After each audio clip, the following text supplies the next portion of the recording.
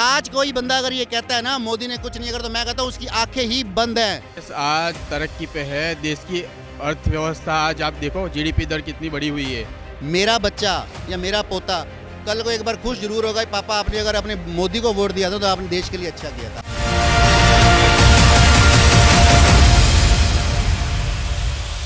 आप बताइए 2024 में कौन प्रधानमंत्री बन सकता एक ही आदमी है, और जब तक मेरे हिसाब से हिंदुस्तान रहे ना, और मैं कहता हूँ उसकी 1000 साल उम्र हो जाए, मोदी मोदी और सिर्फ मोदी। है?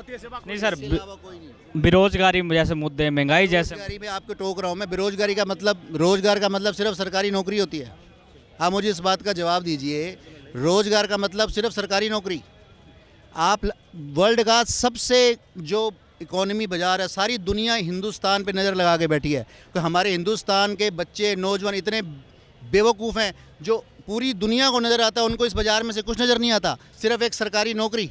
वजह पेंशन मिलेगी, काम नहीं करना पड़ेगा। आपको पता है, आपको पता है जब से मोदी आया उसके बाद सरकारी डिपार्टमेंट्स का कितनी ज़्यादा टाइटनेस हो चुकी है, कितना ज़्यादा सुधर चुका है।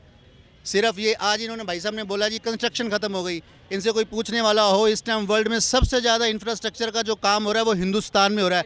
नेट है ना, नेट कभी खोल के देखिए आप। नेट पे सिर्फ और सिर्फ फालतू की रिसर्च मत करो, अच्छी बात देखो। भी हिंदुस्तान आज आपने अभी बोला, जिन्होंने एक बात बोली जी पेट्रोल सबसे महंगा है। सब कभी नोट करके देखो आप, इस टाइम जो महंगाई की दर है पूरे वर्ल्ड में हिंदुस्तान में सबसे कम है, सबसे कम है इस टाइम।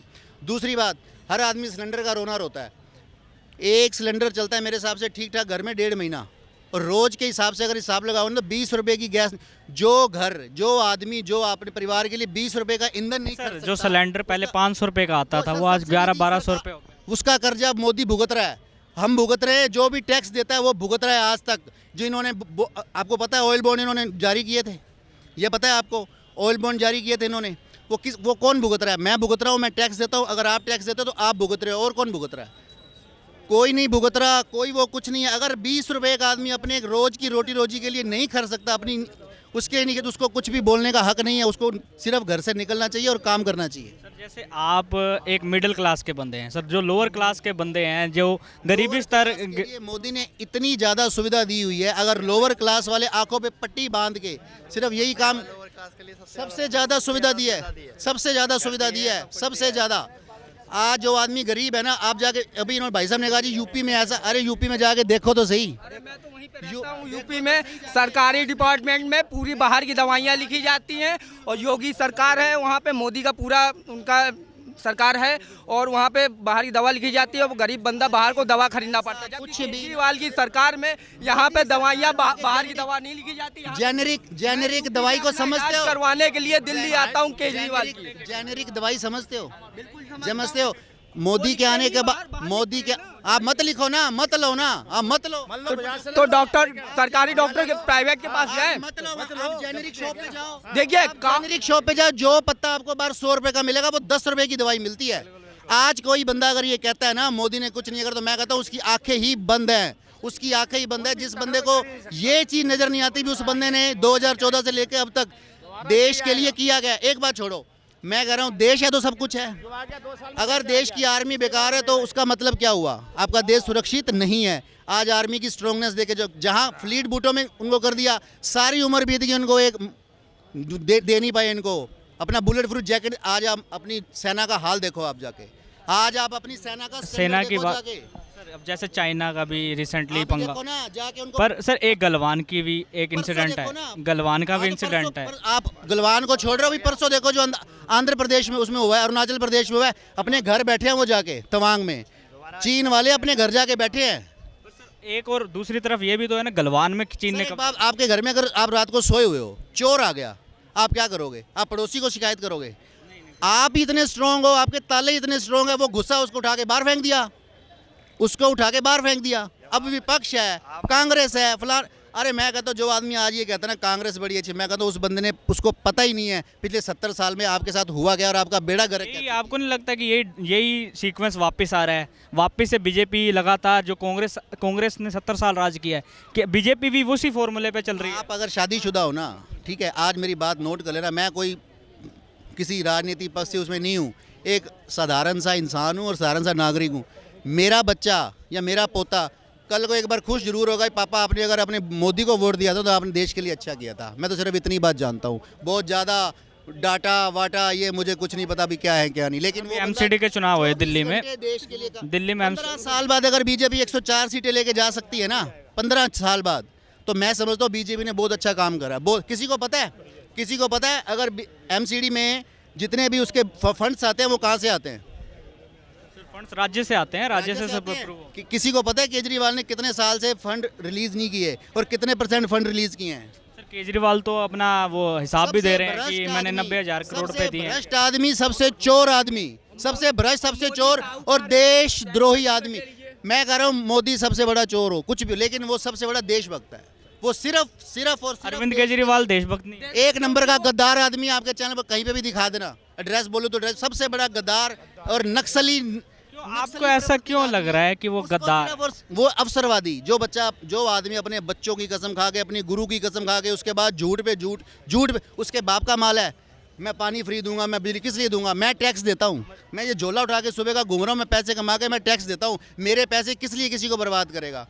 सब कहते हैं फ्री फ्री फ्री, किस लिए? गरीब पाकिस्तान के लोगों को थोड़ी लिए जाए, दिल्ली के लोगों को, गरीब लोगों को मतलब है गरीब आदमी सिर्फ सोएगा, गरीब आदमी का सिर्फ ये है तो टैक्स देंगे। जो गरीब लोग हैं तो उनको केजरीवाल अगर मुफ्त में करे ना, गरीब आदमी आके काम करे, अमीर बनने की कोशिश करे। अब मोदी ने बताइए, पहले कांग्रेस की सरकार में 20 साल में न्याय मिलता था, अदालत मुकदमे लड़ते लड़ते थक जाती थी। मोदी ने अदालतों के लिए क्या कर दिया? आज भी 20 साल अदालतों के लिए इतना कुछ कर दिया। मान लो पहले 50,000 केस थे ना, 50,000 केस थे ना, 50,000 केस थे, आज 25 रह गए और आधे से ज्यादा जो नाजायज कानून एक थे, वो सबसे बड़ा मुद्दा ये भी चलता है कि बीजेपी सरकार है वो हिंदू मुसलमान करती है, संप्रदाय की राजनीति करती है, डिवाइड एंड रूल के हिसाब से वो देखो मैं सरकार किसी पे बनाती है। टिप्पणी नहीं करना चाहता, लेकिन मैं कह रहा हूँ आज एक सच्चा मुसलमान आके ये कह दे, ये बात अपने दिल से आके कह दे भी उसने हमारे साथ बुरा किया या हमारे साथ बुरा, उसका सिर्फ एक जुमला है, हमारा साथ, सबका साथ सब, और वो जेन्युइनली उस बात पे काम कर रहा है। सर, जैसे कर्नाटका में हिजाब के ऊपर केस हो रहे कुछ नहीं है, हैं, हिजाब यूनिफॉर्म सिविल कोड आ रहा है, इस पे बहुत मुस्लिम पहले आ जाना चाहिए था, बहुत इस पे मुस्लिम सारे वो विरोध कर रहे हैं। हिजाब का जो विरोध है वो बिल्कुल गलत है। हिजाब का मतलब क्या था? हिजाब का उन्होंने क्या बोला? स्कूल में करो। आप अगर यहाँ हो, यहाँ अगर कोई हमारी मुस्लिम बहन आती है, कोई आती है, उन्होंने बुर्का डाला हुआ है, कोई अगर इनको आगे रोक दे, कोई इनको आगे इन पे ऑब्जेक्शन उठा दे, आप तब बोलो जी मोदी ने कुछ गलत किया है। स्कूल में अगर मेरा बच्चा है, आपका बच्चा है, किसी का भी बच्चा है, वो अमीर है, मैं अमीर हूँ, ये अमीर है, ये मेरा, अगर कोई बच्चा थोड़ा सा कम है तो उस बच्चे को ये कॉम्प्लेक्स नहीं होना चाहिए भी ये बच्चा अपना यूनिफॉर्म किस लिए होती है स्कूल में? सिर्फ इसलिए होती है भी वहाँ पे मान लो 500 बच्चे हैं, वो सब बराबर हों, किसी का ना दिखे भी इसका बाप करोड़पति है या इसका वो करोड़पति है, वो सब आराम से। एक मुद्दा ये भी उठता है कि सिख जब सरदार पगड़ी पहन के आता है तब कोई दिक्कत नहीं है, अगर हिजाब आ जाता है तो दिक्कत। छोटे बच्चे अपने उनके सर वो 11th-12th में हो जाते हैं तो वो पगड़ी पहनने लग जाते पगड़ी अलाउड नहीं करते, उनका वो है। पर सर उससे रिलीजन तो शो होता है, उससे वो उनका शुरू से वो सिख धर्म, उनका धर्म ही अलग है, उनका धर्म ही अलग है। सर अगर मुसलमानों पे होता है, इनका जो ड्रेसअप है, इनका जो ड्रेसअप है, मान लो इन्होंने पैंट डाली हुई है, इनकी जो पैंट है, एक अगर आप उस पे आते हो, यूनिफॉर्म पे आते हो, अगर आप यहाँ पे एक हिंदू भाई खड़ा हो, एक मुस्लिम भाई खड़ा हो, तो एक हिंदू भाई की पैंट मुस्लिम भाई से थोड़ी सी लंबी होगी। वो थोड़ी सी चीज़ें हैं वो आप अपनी ड्रेस में कर सकते हो, लेकिन हिजाब बिल्कुल ही एक अलग तरीके से हो गया, वो दूसरे बच्चों के लिए बिल्कुल कट ऑफ हो जाता है, वो साफ एक इंडिकेशन हो गया भी ये लड़की मुस्लिम है। पर सर यही मैं आपको समझाने की कोशिश कर रहा हूँ। सिखिज्म में सरदार जब पगड़ी पहन के जाता है, पर उस पे भी तो एक बंदा देख के कह सकता है कि ये सरदार है और ये सिख धर्म से। उन्होंने शुरू से केस रखे हुए हैं।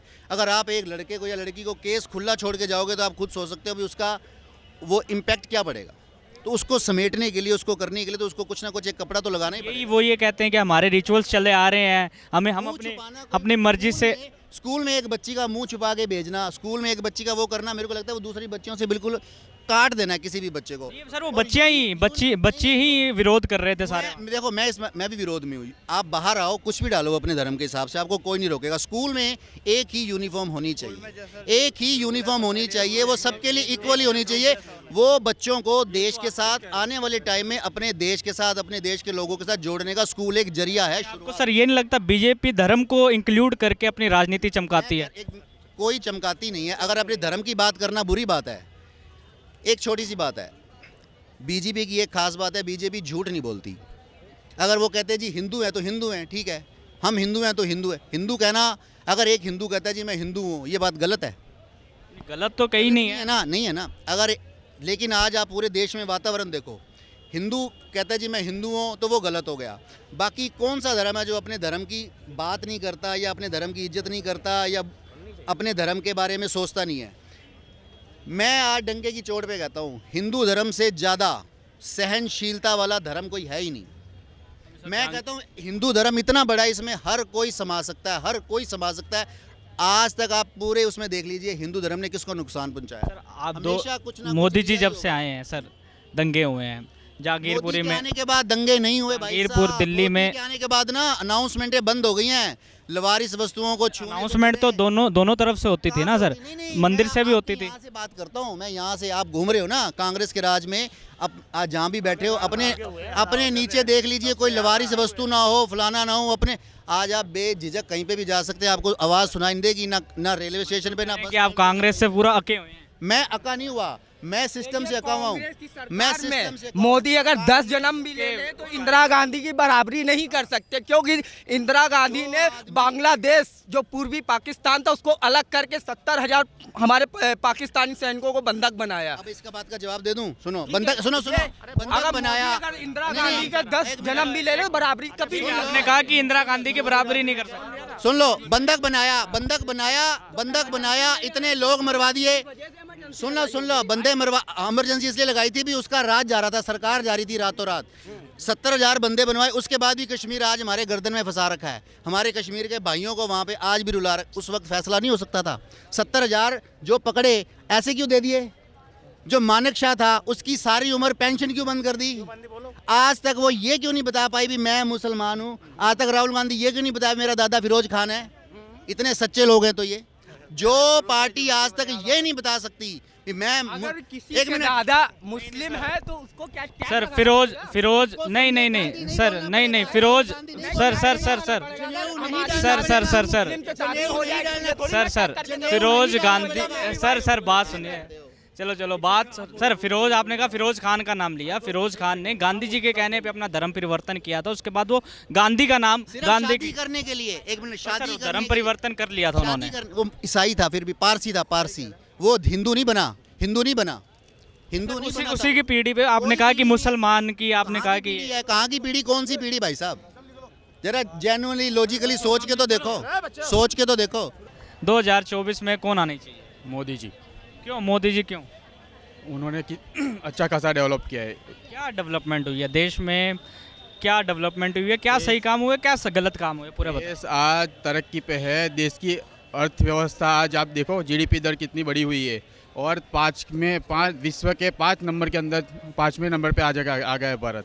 तो आज आपको लगता है महंगाई जैसे, बेरोजगारी जैसे मुद्दे चरम सीमा पे आ रहे हैं? आज हर लोग कमा रहे हैं, हर लोग अपनी तरह से खुद का कुछ कमा रहे हैं। मतलब वो रोजगार भी मोदी सरकार दे रही है।